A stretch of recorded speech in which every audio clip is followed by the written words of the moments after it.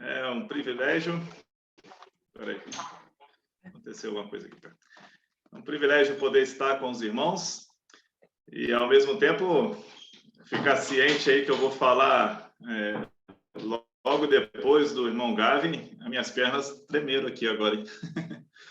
Os irmãos seguramente tiveram um alimento muito gostoso, muito saboroso, e certamente muito impactante, né? Com o irmão Gavin, que eu já escutei muitas vezes e sempre me edificou muito a vida. Louva a vida por irmãos como ele, né? Fico muito feliz que os irmãos estiveram aí com ele, então certamente os irmãos tiveram um bom alimento. Muito bem. Eu quero compartilhar com os irmãos sobre os nossos planos. Eu gostaria de falar um pouco também sobre as nossas expectativas, como que elas andam, se realmente estamos em todos os nossos planos, projetos, expectativas, estamos considerando o Senhor. É muito importante fazermos esta pergunta, porque se nós não considerarmos o Senhor em nossa caminhada, estamos sujeitos a muitas frustrações, muita angústia, e em angústia, seguramente as nossas decisões vão ser erradas, a angústia normalmente nos tira o discernimento, a angústia nos tira a paz e atrapalha por completo as nossas decisões. Gostaria ainda, nessa introdução, convidar os irmãos a abrirem a palavra de Deus em Provérbios, capítulo 3, versículos 5, 6, 7 e 8. Provérbios capítulo 3, versículos 5, 6, 7 e 8. Diz assim a palavra de Deus: confia no Senhor de todo o teu coração e não te estribes no teu próprio entendimento. O convite é confiar no Senhor, confiar naquilo que o Senhor nos diz, confiar na sua direção. Confia no Senhor e não naquilo que aponta o teu coração, né? Versículo 6, reconhece-o em todos os teus caminhos. Não importa quais são as decisões, para onde vou, o que vou fazer, eu tenho que considerar, reconhecer se o Senhor está aí. Reconhece-o em todos os teus caminhos e ele endireitará as tuas veredas. Não sejas sábio aos teus próprios olhos. Não tire as definições, as conclusões baseado na sua perspectiva.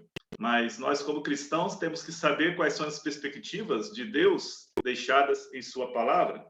Não sejas sábio aos teus próprios olhos, teme ao Senhor e aparta-te do mal. Será isto sim, será saúde para o teu corpo e refrigério para os teus ossos. Então, Provérbios que nos convida a considerar o Senhor. E a mensagem que eu tenho para compartilhar com os irmãos encontra no Evangelho, segundo escreveu João, no capítulo 20.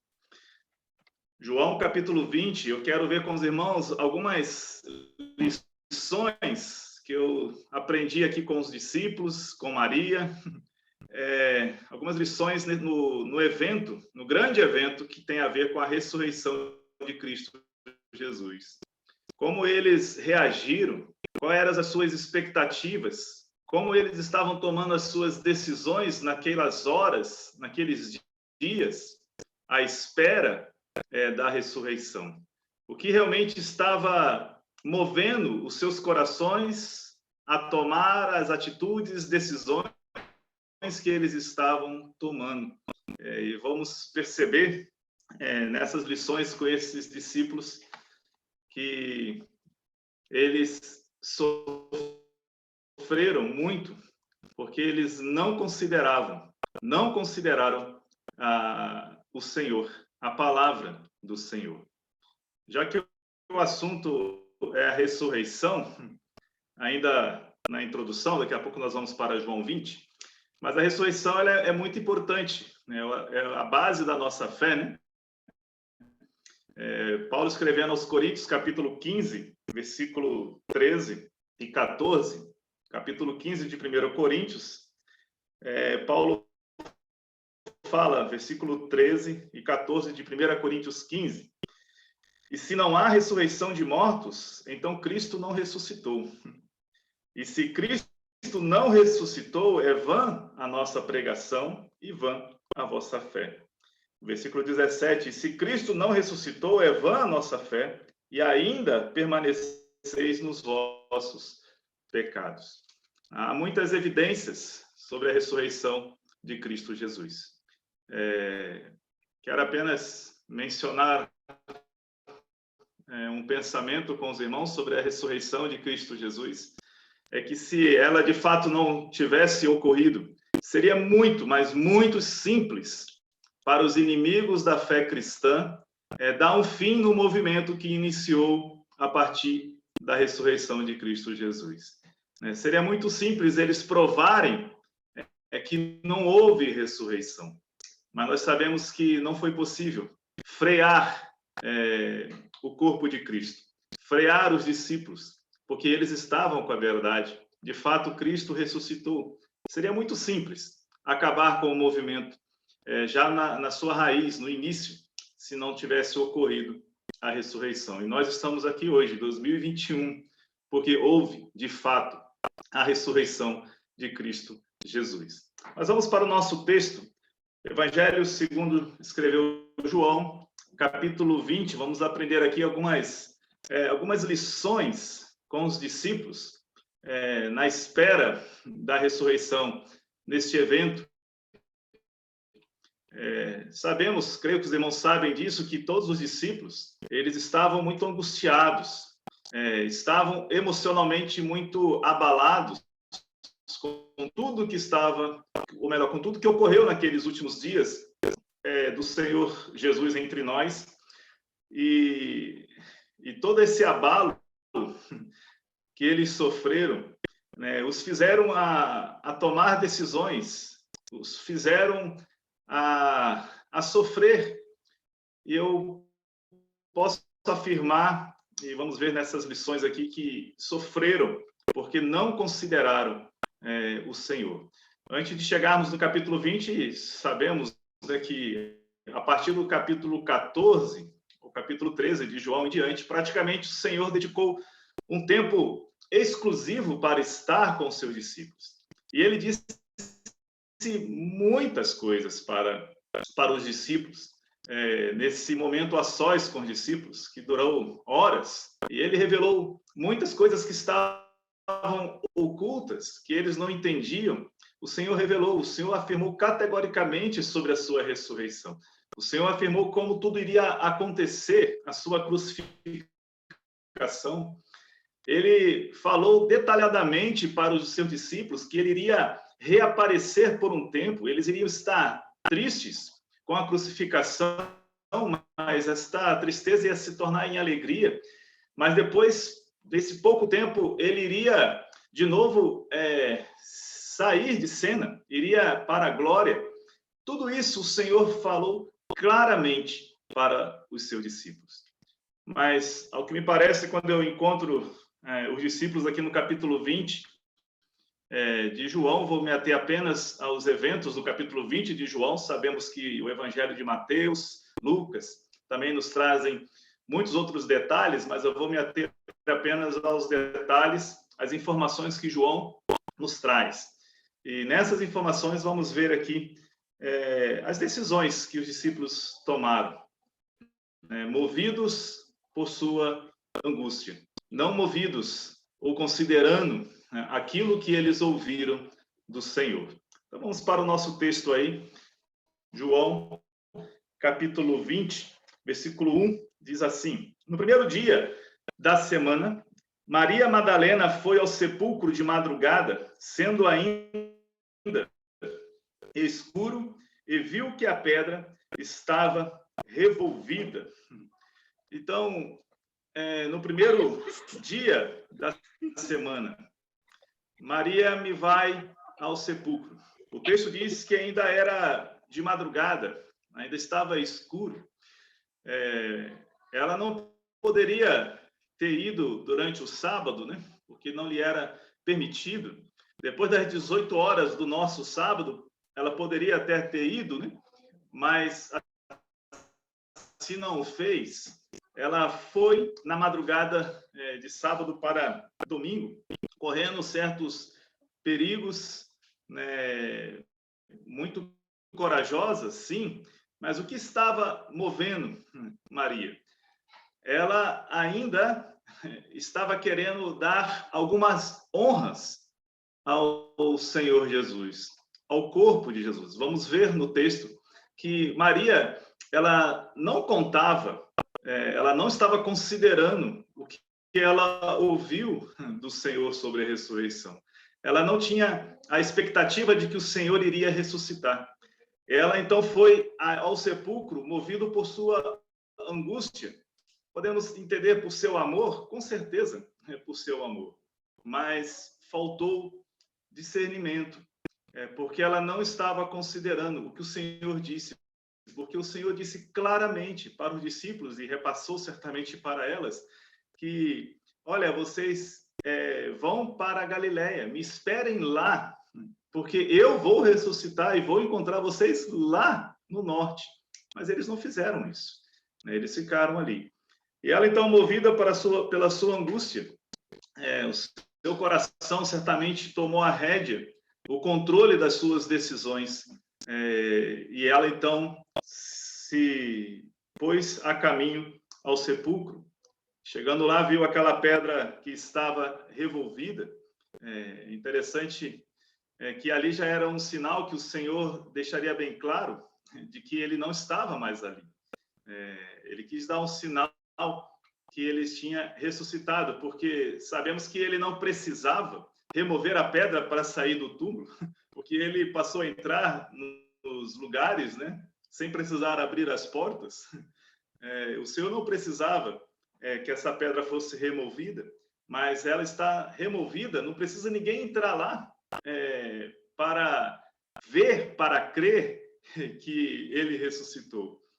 A pedra removida, para aqueles que estariam considerando a palavra do Senhor, já seria suficiente. Mas Maria está angustiada ao ver essa pedra revolvida. Essa pedra revolvida, por ela não estar considerando a palavra do Senhor, a levou a ter mais angústia. Olha a sequência do texto. Versículo 2. Então correu e foi ter com Simão Pedro e com outro discípulo, a quem Jesus amava, e disse-lhes: tiraram do sepulcro o Senhor e não sabemos onde o puseram. É interessante, né? Ela não está considerando a palavra do Senhor. Por não considerar a palavra do Senhor, agora ela está sendo tomada cada vez mais por angústia. E ela logo pensou, ao ver a pedra removida, o que ela pensou? Tiraram do sepulcro nosso Senhor e não sabemos onde o puseram. Ela não está contando com a ressurreição. Ela não está considerando a palavra do Senhor. Irmãos, quando nós não consideramos a palavra do Senhor, nós somos levados a tomar as nossas decisões de acordo com as circunstâncias. As circunstâncias vão determinar qual vai ser a minha decisão. As circunstâncias aqui estão movendo ela, não a palavra do Senhor. Quando há circunstâncias que fogem do nosso controle, nós temos que olhar para a palavra do Senhor e descansar no que o Senhor diz na sua palavra, e não ficarmos afoitos, desesperados com os eventos que estão acontecendo na humanidade. Deixe que os incrédulos fiquem desesperados, e eles têm que ficar desesperados com os eventos que estão ocorrendo na humanidade. Nós não. Nós temos que considerar a palavra do Senhor em cada evento que vai acontecendo. Maria, então, ela está cada vez mais, assim eu tenho entendido, ela está angustiada. Chega ao sepulcro, não vê o corpo de Cristo. Sua angústia agora toma maior volume, né, ela sai desesperada para encontrar Pedro e seguramente João. Versículo 3 diz assim, 3 e o 4. Saiu, pois, Pedro e o outro discípulo e foram ao sepulcro. Ambos corriam juntos, mas o outro discípulo correu mais depressa do que Pedro e chegou primeiro ao sepulcro. Saiu, pois, Pedro e o outro discípulo e foi ao sepulcro. Seguramente eles não confiaram totalmente, ou desconfiaram, podemos assim usar essa palavra melhor, da afirmativa de Maria, de que o corpo não estava lá. É uma evidência também sobre a ressurreição, o fato desse testemunho partir primeiro das mulheres, desculpa, já falo aí para as mulheres, né? Mas nesta época, o testemunho das mulheres não era reconhecido de forma nenhuma em nenhum tribunal, não poderia ser reconhecido, ninguém dava crédito no testemunho das mulheres. Então, é o que o Senhor usa, o testemunho das mulheres aqui, inicialmente. Se realmente fosse uma mentira, uma farsa, a ressurreição, não daria, de forma nenhuma, crédito algum o testemunho das mulheres.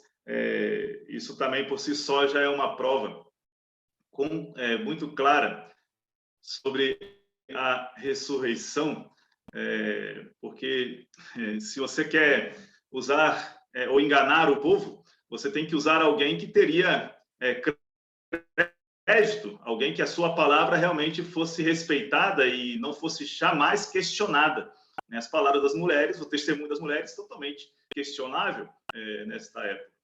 E aí, então, Pedro e outro discípulo vão correndo ao sepulcro, não estão considerando o que ouviram do Senhor sobre a ressurreição. Também vão até lá. E aí tem esse detalhe no versículo 4, que parece insignificante, mas lembrando que João está escrevendo muitos e muitos anos depois do evento, ele relembrar esse evento que um correu na frente do outro. Não sei se tem entre nós aí algum detetive, algum advogado, que esse detalhe aqui por si só também é uma evidência clara de que os testemunhos aqui são verdadeiros. Quando um detetive vai investigar um homicídio, por exemplo, são essas histórias paralelas que ele procura escutar e ver se realmente há verdades nelas, se não há contradição. Mas esse evento marcou João, que muitos anos depois ele está deixando bem claro que que ele correu mais na frente do que Pedro, Muito bem, versículos 5 e 6 diz assim: abaixando-se, viu os lençóis de linho, todavia não entrou. Então João, ele viu, não entrou, abaixou lá assim no sepulcro e não entrou. Versículo 6, então Simão Pedro, o Pedro afoito, aquele Pedro mais explosivo, seguindo, chegou e entrou com tudo no sepulcro, e ele também viu os lençóis. Versículo 7, o lenço que estivera sobre a cabeça de Jesus e que não estava com os lençóis, mas deixado em um lugar à parte. Então, o que aconteceu foi que João olhou aquela escuridão ainda, no fim da madrugada ali, o túmulo certamente escuro, Ele viu, abaixou, viu lá as ataduras, as faixas, viu os lenços, e tudo na forma do corpo, que estava lá. Então, ele não considerou, para que eu vou acreditar na mulher? Falou que levaram o corpo de Cristo, mas o corpo está lá. Ele olhou ali, abaixou, viu lá o volume todo lá no sepulcro e não entrou. Mas Pedro entrou. E de cara ele viu que o lenço que ficava sobre a cabeça não estava lá. Mas a atadura estava tudo lá naquela forma. Isso aqui também é mais uma evidência clara de que não houve um roubo de corpo. Porque quando nós voltamos um pouco à história e vemos lá José de Arimateia, por exemplo, embalsamando lá o corpo, lá com as faixas, eram cerca de 35 quilos de perfumes caríssimos que foram colocados, passava-se uma faixa, colocava um aroma, passava outra faixa, e assim foi. E se tivesse sido um roubo ali, ladrões tivessem entrado para roubar, que interesse teria o corpo em si? Né? Então, não sei se naquela época, eu creio que não teriam as medicinas clandestinas, que possivelmente há ainda hoje em algum lugar, né? Mas naquela época não, o corpo talvez não era mais importante para um ladrão. As ataduras, os perfumes caríssimos, sim, mas estava tudo ali. E que ladrão foi esse que entra, sai e deixa tudo lá na mesma forma? Apenas o lenço que cobria a cabeça à parte.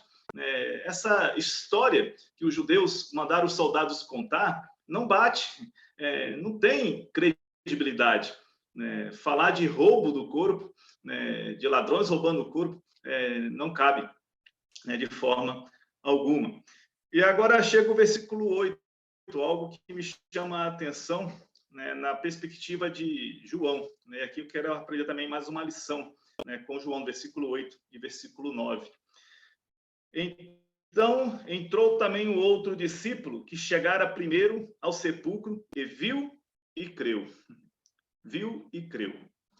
Será que realmente é importante este ver e crer?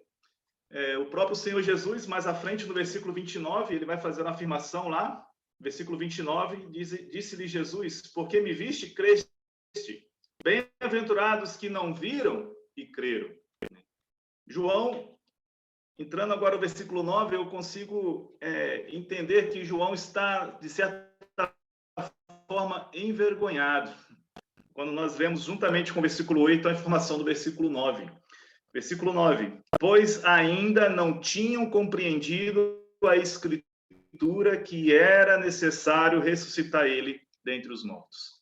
De certa forma, eu imagino João aqui envergonhado. Ele viu e creu. E logo em seguida ele fala sobre as Escrituras. As Escrituras já diziam sobre a ressurreição. Os profetas falavam da ressurreição. E ele está lá na Escritura. Ou seja, ele, de certa forma, entendo que ele está assim, não, mas eu não estava considerando a ressurreição. Embora estava tão claro nas Escrituras que fala sobre a ressurreição, Isaías 53 e tantos outros profetas, e o próprio Senhor, quando estava com eles, falou inúmeras vezes sobre a ressurreição. Mas ele viu o sepulcro vazio, e aí ele creu. Mas quando, na verdade, nós temos que olhar para a Escritura, aquilo que o Senhor nos deixou, a sua palavra, é suficiente. A fé vem pelo ouvir ou ouvir a palavra de Deus. Eu não preciso mais ver nada, tocar em nada. Eu não preciso ter nenhum objeto para que meus olhos físicos vejam. Eu não preciso ter nenhum objeto para que minhas mãos toquem. Eu preciso apenas da palavra do Senhor. É a palavra que me direciona. É o que o Senhor deixou escrito para mim, que me direciona e traz paz ao meu coração em meio ao tormento. Eu não preciso necessariamente que as circunstâncias sejam revertidas. Eu preciso olhar para a palavra. Eu preciso ver o Senhor na palavra. Eu preciso crer naquilo que o Senhor diz em sua palavra.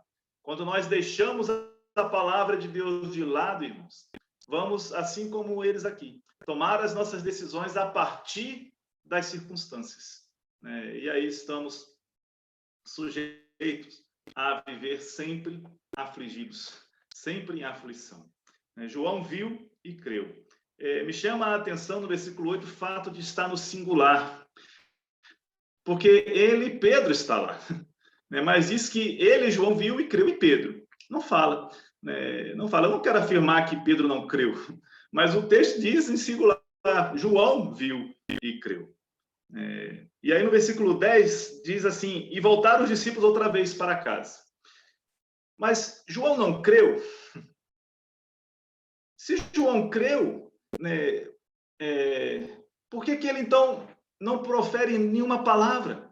Por que ele não fala, talvez para Pedro, que pode estar em agonia, sofrendo porque não encontrou o corpo do Senhor?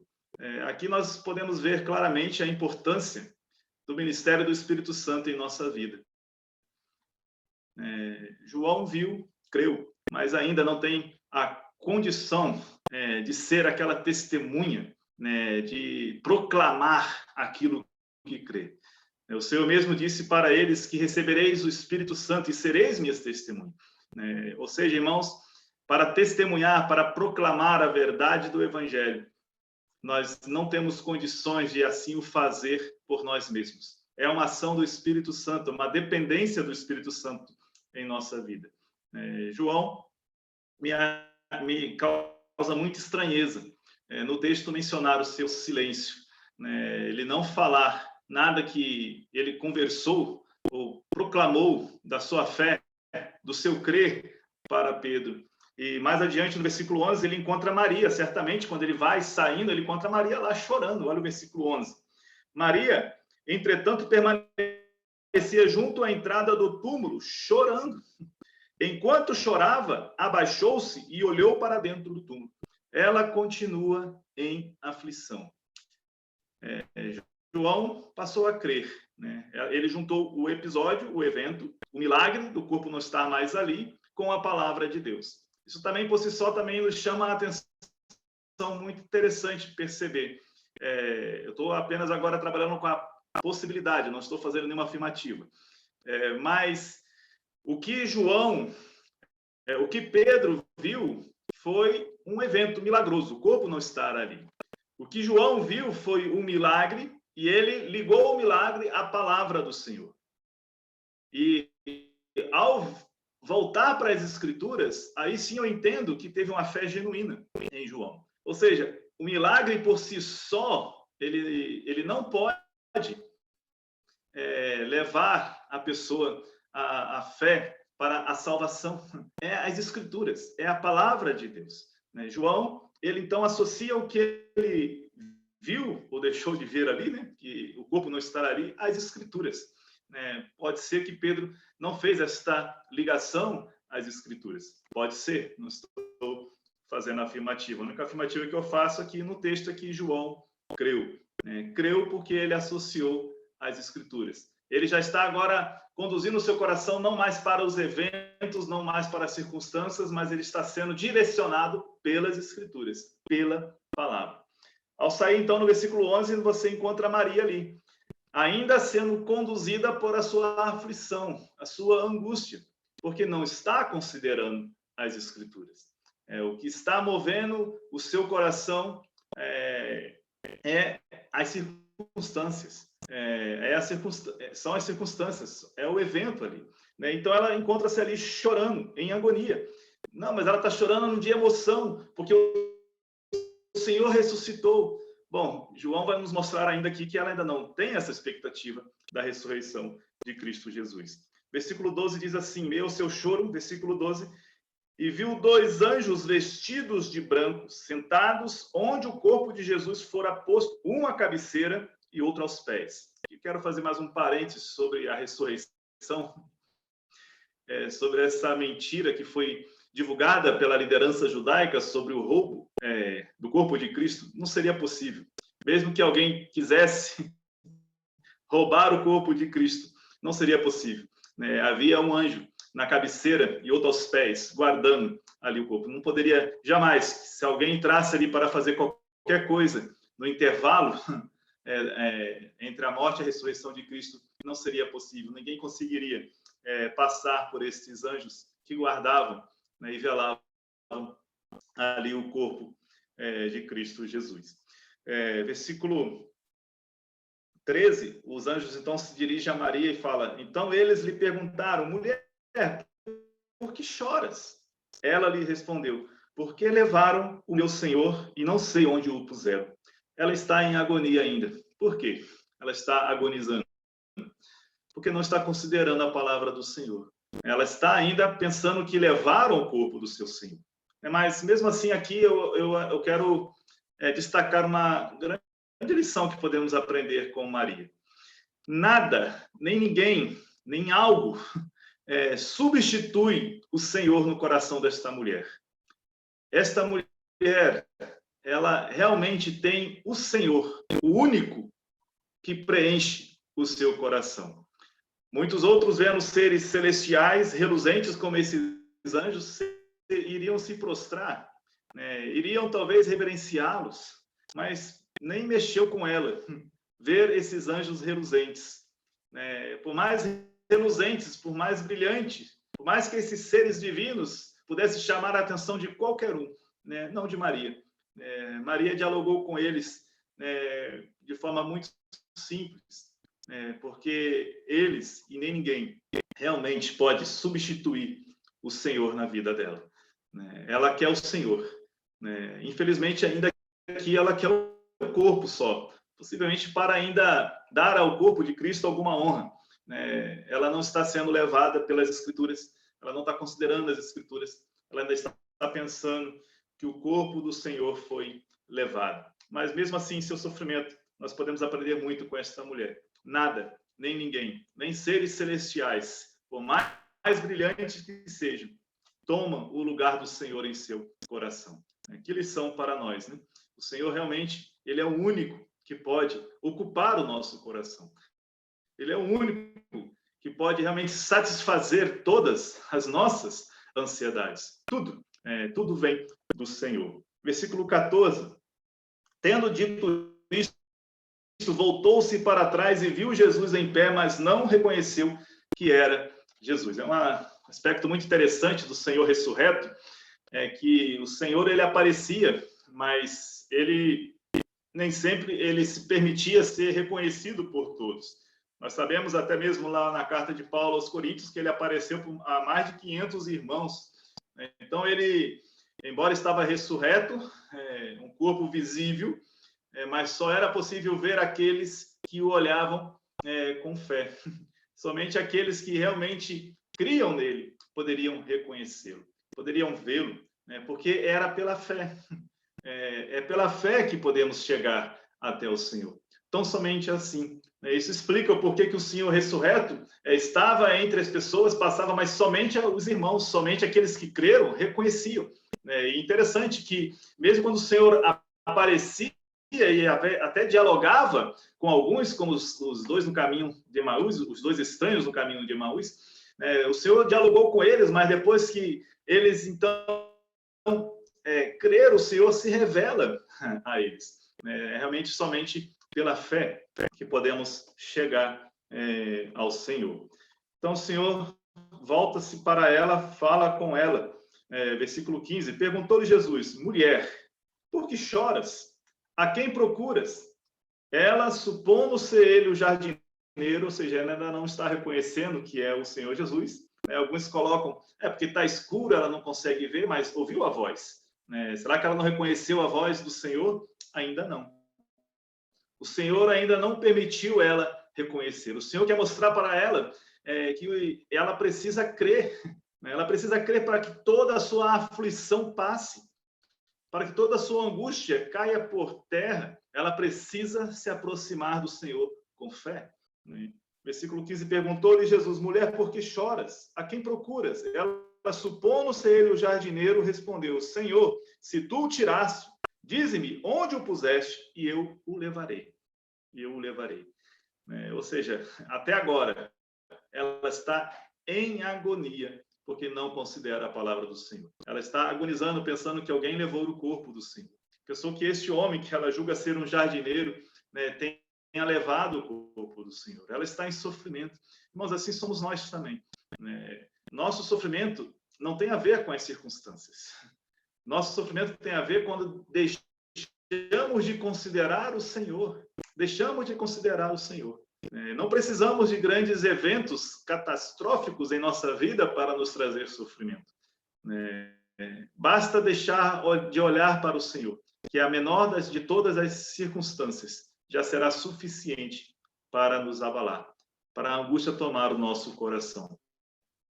Olhemos para o Senhor com fé. Consideremos o Senhor, a sua palavra. Irmãos, não vamos deixar nosso coração ser levado por tudo que está acontecendo neste mundo. Nós temos o Senhor, nós temos a direção do Senhor, nós temos a palavra do Senhor, nós temos tudo o que precisamos. O Senhor nunca falhou com nenhuma de suas promessas conosco.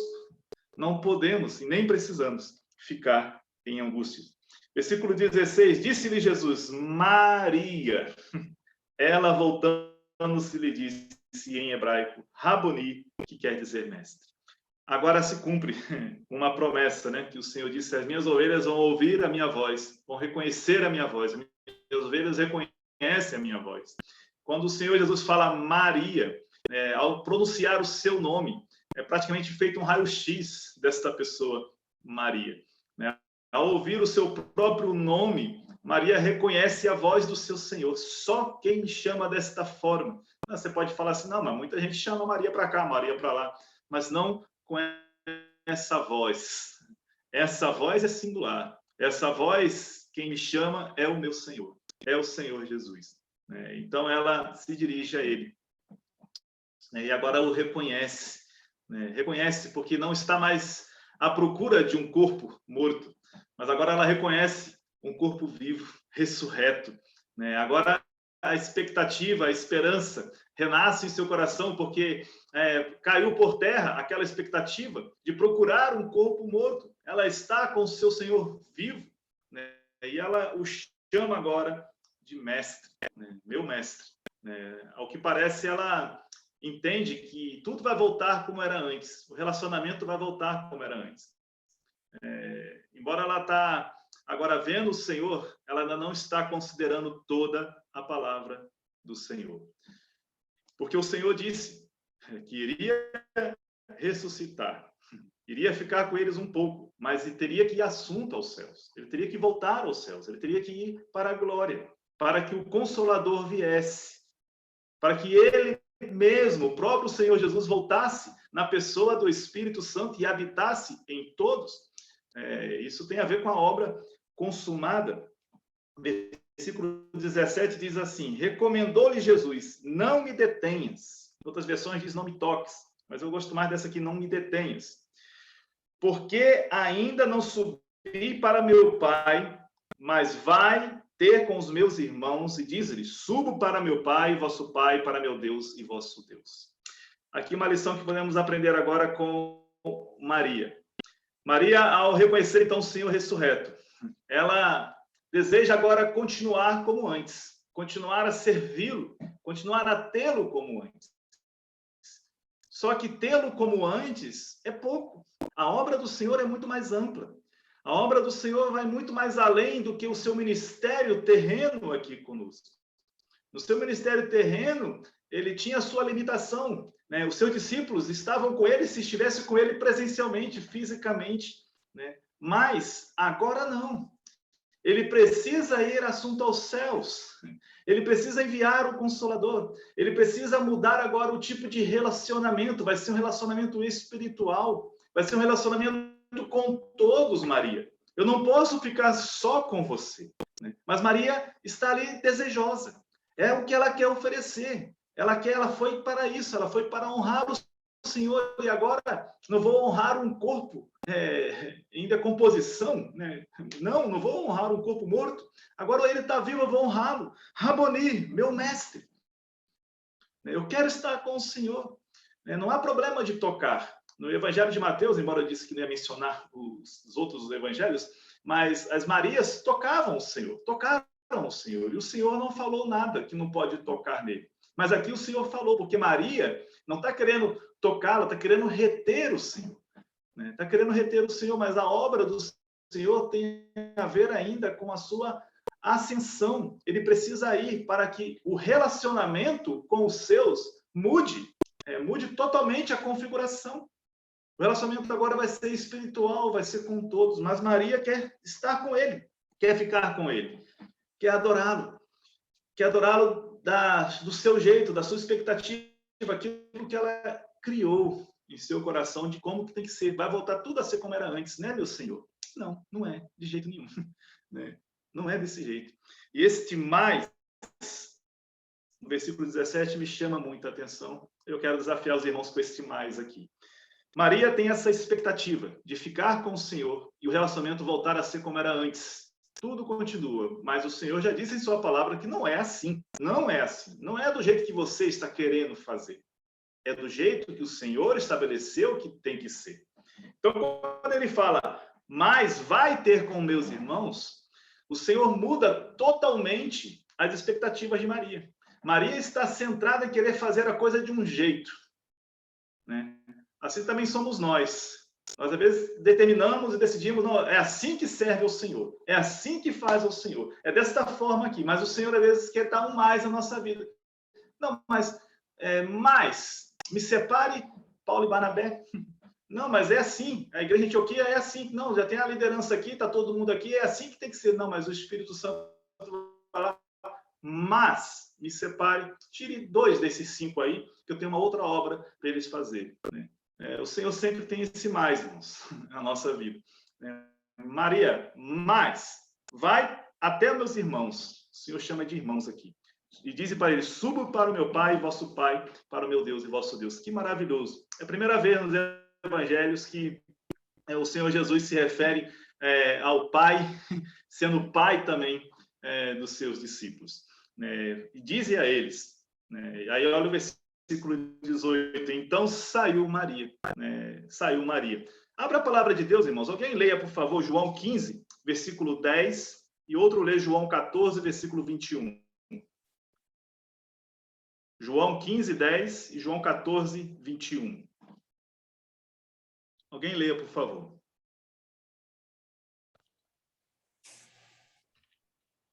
João 15, 10. Se guardares os meus mandamentos, permanecereis no meu amor, do mesmo modo que eu tenho guardado os mandamentos de meu Pai e permaneço no seu amor. 14, 21.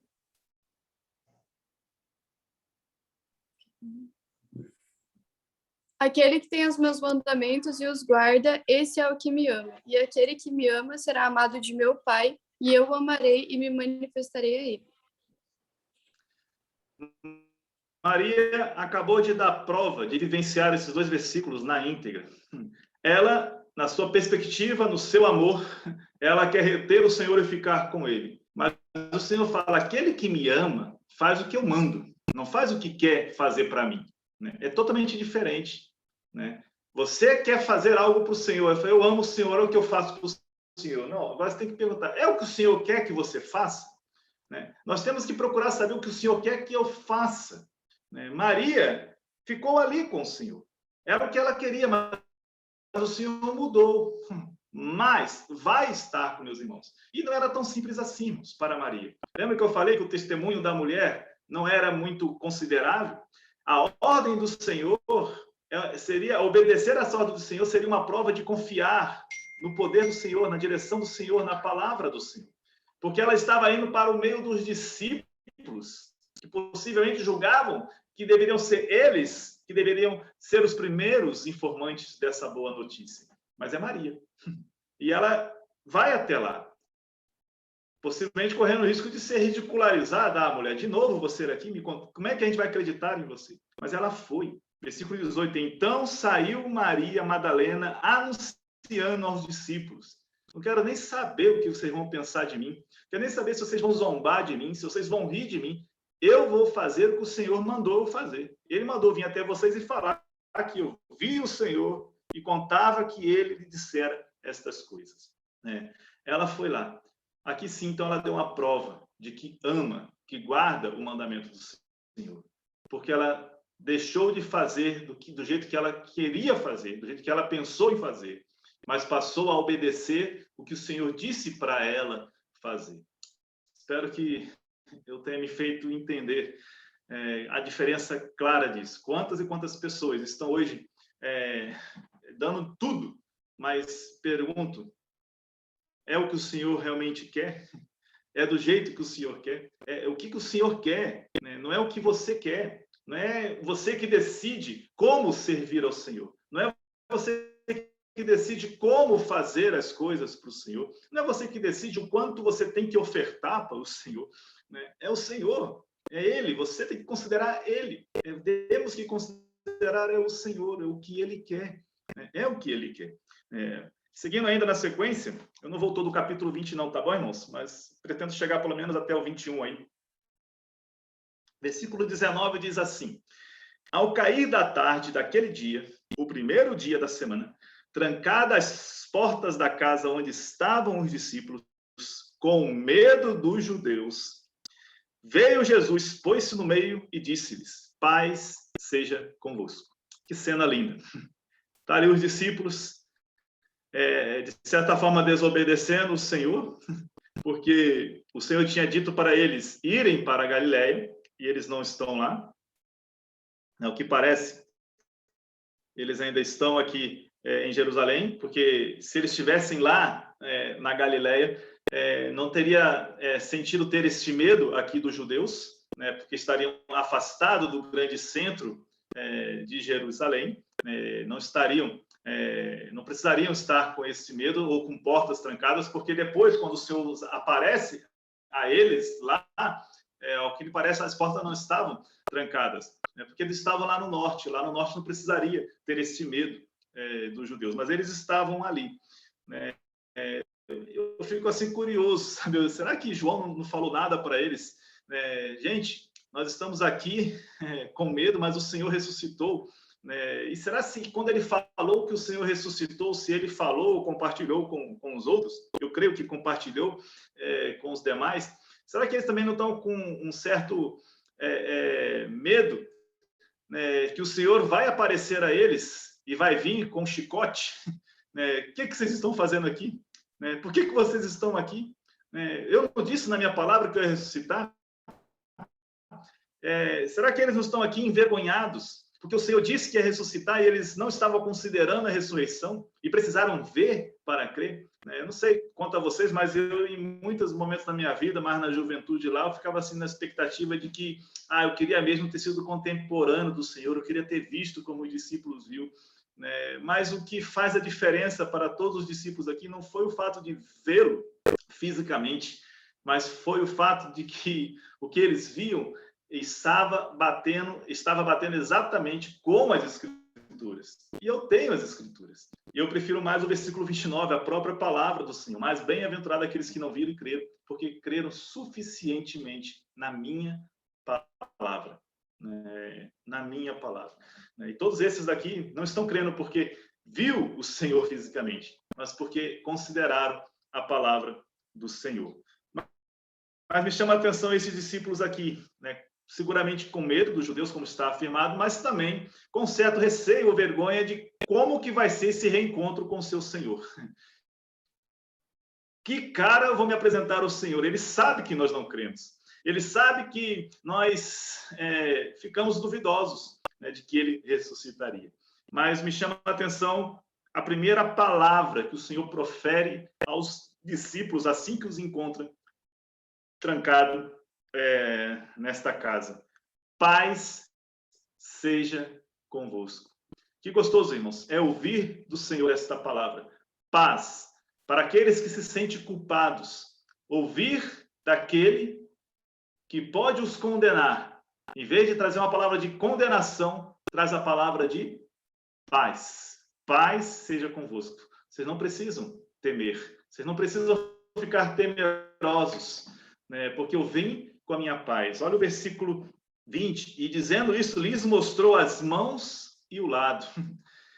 Por que eu posso chegar até vocês com a paz? Porque está aqui, o preço da paz. O preço da minha paz foi a minha própria vida, que eu dei por vós.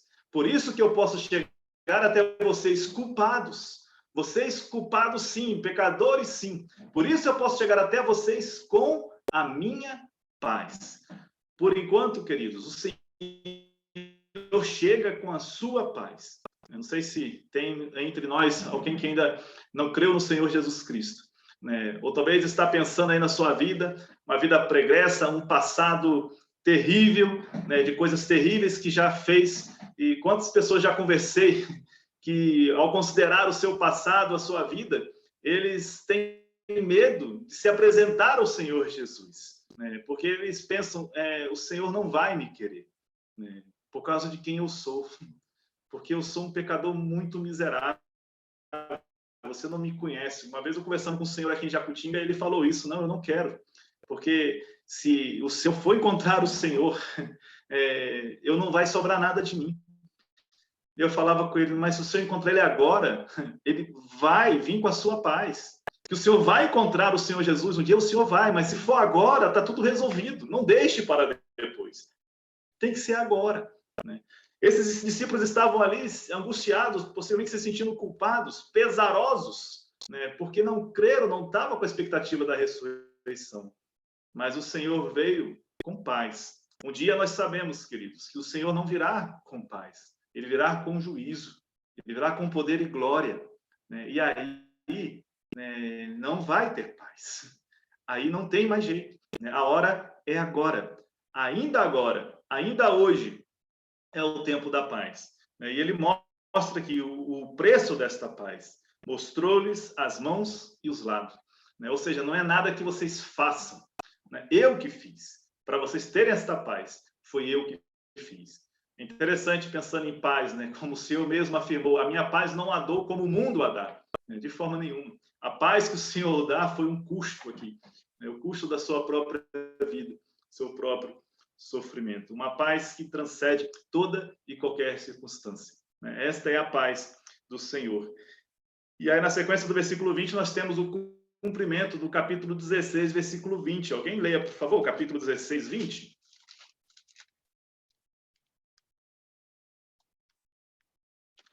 Capítulo 16, 20.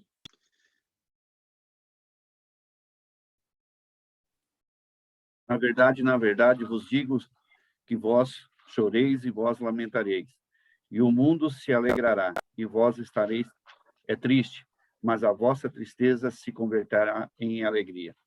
Olha a sequência do versículo 20, do capítulo 20. Depois que o Senhor se apresenta a eles e fala, paz seja convosco, e mostra o preço desta paz, o que diz o versículo 20? Alegraram-se, portanto, os discípulos ao verem ao Senhor.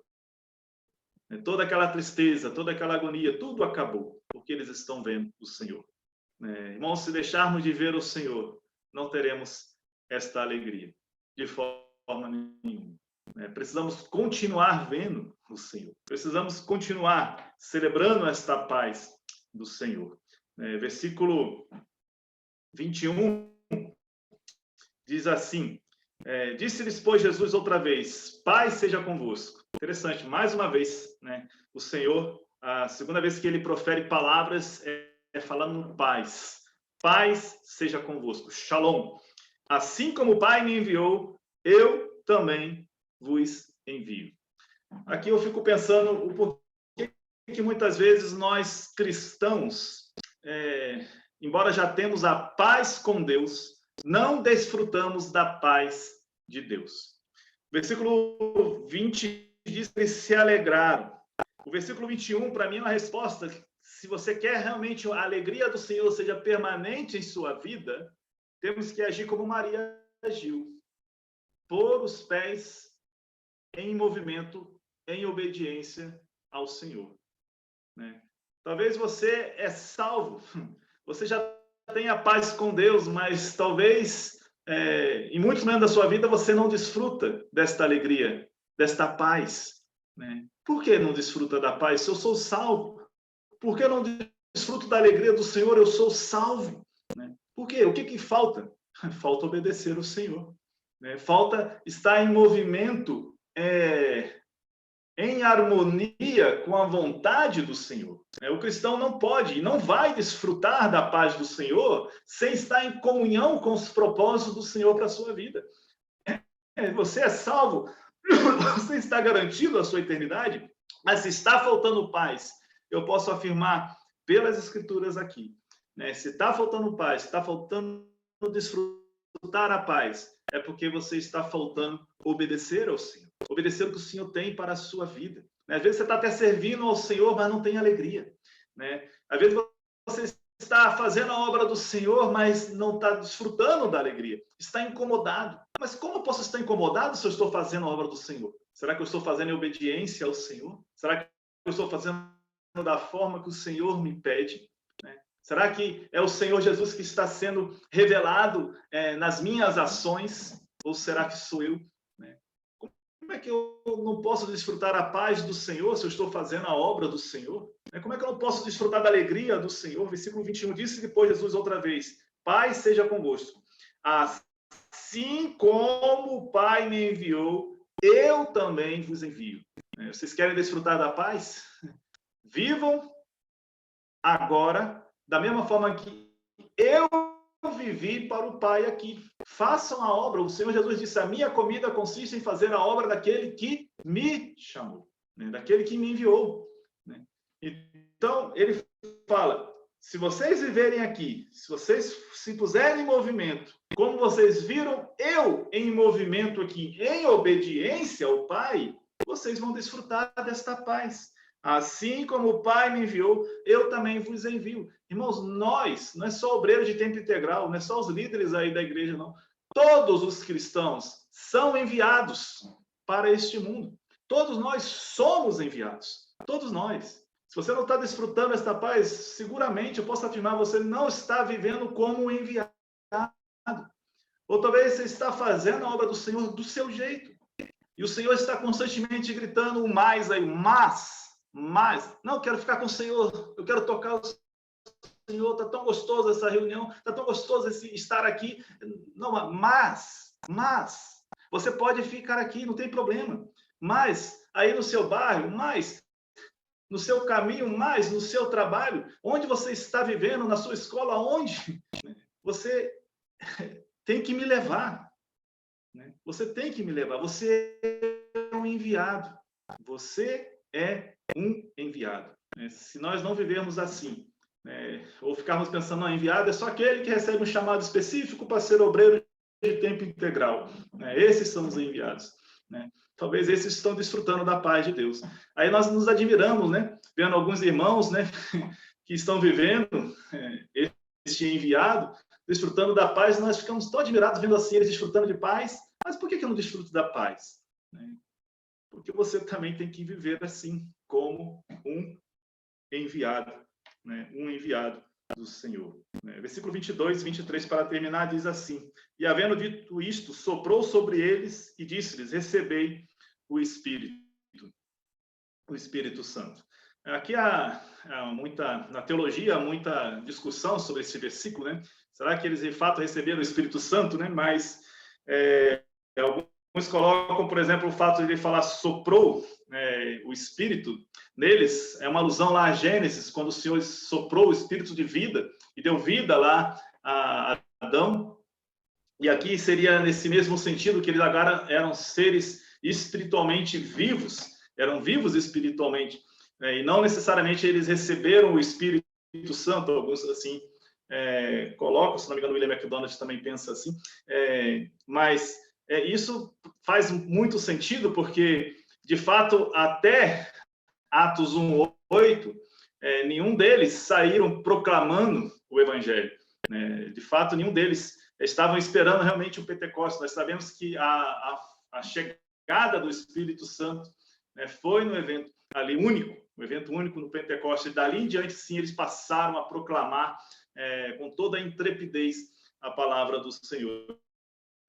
De forma que me parece que realmente aqui eles estão, por terem crido no Senhor, ter recebido esta paz, têm vida espiritual, mas estão todos ainda agora esperando o grande evento, que seria Atos 2, né, a chegada do Espírito Santo. Versículo 23, para terminar, diz, se de alguns perdoares os pecados, são-lhes perdoados, se os retiveres, são retidos. Aqui eu quero apenas explicar algo que eu acho interessante, até para confrontar o catolicismo romano, né? Que aqui nesse evento aqui estão os discípulos. Não sabemos quantos discípulos, talvez estão nessa casa, não sei se são só os 11, né? Me parece que sim. Mas, ou seja, se a esses discípulos foi dado esta autoridade de perdoar pecados, não está se fazendo uma alusão a uma pessoa que tem este poder de fazer isso. E esses mesmos discípulos que receberam o Senhor sabem muito bem quem é que pode perdoar pecados, quem é que deu a eles o perdão dos seus pecados, quem é que chegou a eles com paz. Foi o Senhor Jesus. É somente Ele que pode perdoar pecados. Então, o que o Senhor quer dizer para os seus discípulos que estão em movimento? Se perdoados os pecados, são-lhes perdoados. Eu entendo que, como enviados que somos, quando proclamamos a palavra do Senhor, né, e as pessoas que ouvem a palavra do Senhor por nosso intermédio, e crerem, seus pecados estão perdoados. Se eu não proclamo a palavra do Senhor, não tem como dar oportunidade a ninguém para que seus pecados sejam perdoados. Então, se algum de vós perdoares os pecados, como eu posso fazer isso? Proclamando a palavra do Senhor. E se a pessoa rejeita a palavra do Senhor que eu profiro, com os meus lábios, a palavra do Senhor, eu não tenho outra palavra, eu não posso perdoar o pecado dele, de outro meio. A única forma que nós podemos fazer é proclamando o Evangelho. Proclamamos o Evangelho. Aqueles que creem têm seus pecados perdoados. Se alguém rejeita a mensagem do Evangelho, eu não posso, não tenho autoridade de tirar os pecados de ninguém. Por isso que ele fala, se o retiveres, serão retidos. Se eu não proclamo o Evangelho, eu encerro a pessoa a não ter a possibilidade de ter os seus pecados perdoados. Irmãos, que o Senhor nos abençoe com a sua palavra, que possamos aprender com os discípulos a considerar o Senhor sempre, e vamos conduzir as nossas vidas à luz da palavra do Senhor. Se você se sente pesaroso, culpado por alguma coisa, talvez pelos pecados que você cometeu no verão passado, se você se sente pesaroso, hoje o Senhor se apresenta com a sua paz. Não importa o que você fez, o Senhor hoje se apresenta com a sua paz.